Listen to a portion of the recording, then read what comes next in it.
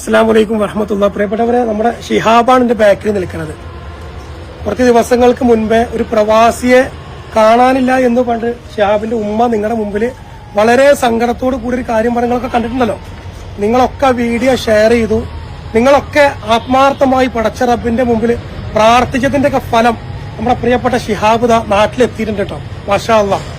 ആ വീഡിയോ കണ്ടിട്ട് ഒരുപാട് ആളുകള്, ഒരുപാട് സംഘടനകള്, ഒരുപാട് പ്രിയപ്പെട്ട പ്രവാസികള്, നാട്ടിലുള്ള നന്മയുള്ളവര്, അതുപോലെ തന്നെ ഒരാളെയും നമ്മൾ എന്താ പറയാ പേരെടുത്ത് പറയുന്നില്ല. കാരണം ഈ വീഡിയോ കണ്ട മുഴുവൻ ആളുകളും ആദ്യം ഷിഹാബിനും കുടുംബത്തിനും വേണ്ടി പ്രാർത്ഥിക്കുകയും അവനെ നാട്ടിലെത്തിക്കാൻ വേണ്ടിയിട്ട് അവിടെയുള്ള മുഴുവൻ ആളുകളും GCCയിലുള്ള മുഴുവൻ പ്രവാസികളും ആത്മാർത്ഥമായി കൂടെ നിന്നതിന്റെ ഫലം പ്രിയപ്പെട്ട ഷിഹാബ് നാട്ടിലെത്തിയിട്ടുണ്ട്, സന്തോഷമായി നാട്ടിലെത്തിയിട്ടുണ്ട്. ഷിഹാബ്, എന്താണ് സത്യത്തിൽ സംഭവിച്ചത്? മുത്ത്, അസ്സലാമു അലൈക്കും.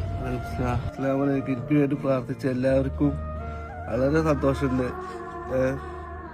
കാരണം എനിക്ക് വേണ്ടി പ്രാർത്ഥിച്ച നാട്ടിലെയും പ്രവാസികളും എല്ലാവർക്കും വേണ്ടി വളരെ നന്ദി പറയുന്നുണ്ട്. ഷിഹാബ്, എന്താണ് സത്യത്തിൽ സംഭവിച്ചത്? എങ്ങനെയാണ് നിങ്ങൾ ജയിലിൽ പോകാൻ കാരണം? ഞാൻ ഈ യുദ്ധത്തിന്റെ വീഡിയോ എടുത്തതിന്റെ പേരിലാണ് എന്നെ പിടിച്ചല്ലേ? പ്രിയപ്പെട്ട പ്രവാസികളോട് പറയാനുള്ളത്, നിങ്ങൾ അന്യ രാജ്യത്ത് ജോലി ചെയ്യുന്ന ആളുകളാണ്. തീർച്ചയായിട്ടും നിങ്ങളൊരു കാര്യം പ്രത്യേകം ശ്രദ്ധിക്കണം പ്രിയപ്പെട്ട പ്രവാസികളെ.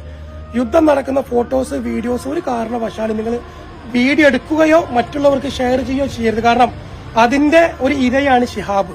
നിങ്ങളുടെ ജീവിതം കളയരുത് പ്ലീസ്. ഉമ്മ, എന്താ ഉമ്മാക്ക് സന്തോഷമായില്ലേ? അസ്സലാമു അലൈക്കും.